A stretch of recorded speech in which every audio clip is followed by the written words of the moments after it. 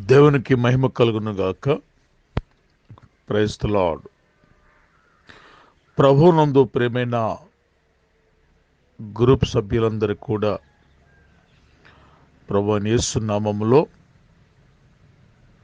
అందరికి వందనాలు. Praise the Lord. దేవునికి మహిమ కలుగును గాక. దేవుని నామానికి స్తోత్రం. ప్రియమైన దేవుని బిడ్డలారా, యాకోబు రాసిన పత్రికలో ప్రియులారా, శోధనను సహించిన వాడు ధన్యుడు. అతడు శోధన యందు నిలిచి ఉండిన యెడల తన్ను ప్రేమించిన వారందరికీ ఆయన జీవ కిరీటమును ధరింపజేయబోతున్నారు. Praise the lord. హల్లెలూయా. దేవునికి స్తోత్రం. శోధనను సహించిన వాడు ధన్యుడు, ధన్యుడు, ధన్యుడు.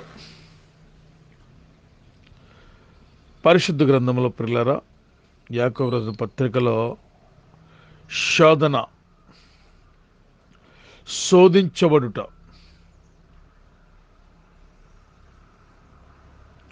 ఈ లోకంలో రెండు రకాల శోధనలు. అది కూడా యాకోబు రాసిన పత్రికలో స్వకీయ దురాశల వలన శోధించబడటము వేరు.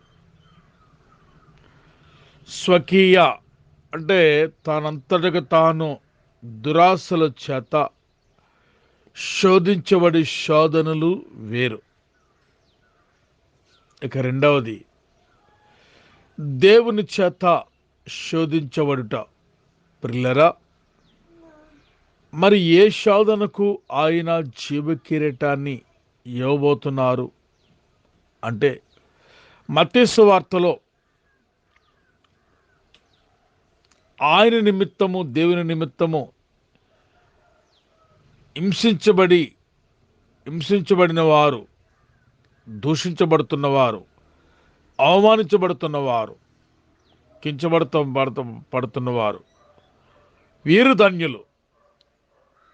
అంటే దేవుని నిమిత్తము కలుగు శోధన విషయములో దేవునికి మహిమ కలుగును గాక, వాళ్ళు ధన్యులండి. స్వకీయ దురాశ వలన మాత్రము శోధించబడిన వారు వాళ్ళ ధన్యులు మాత్రము కాదు.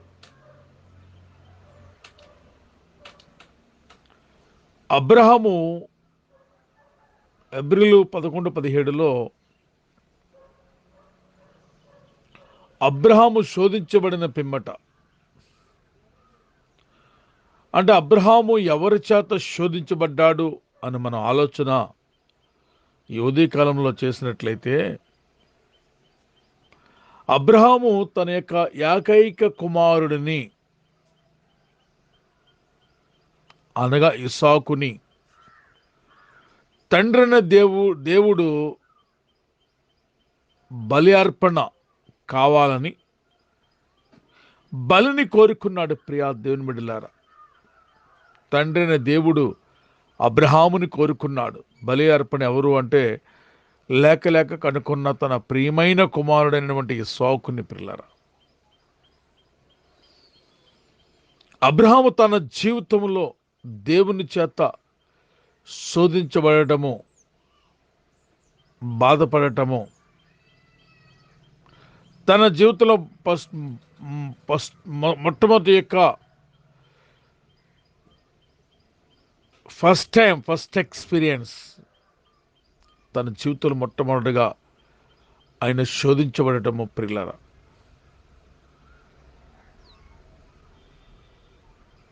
అబ్రహాము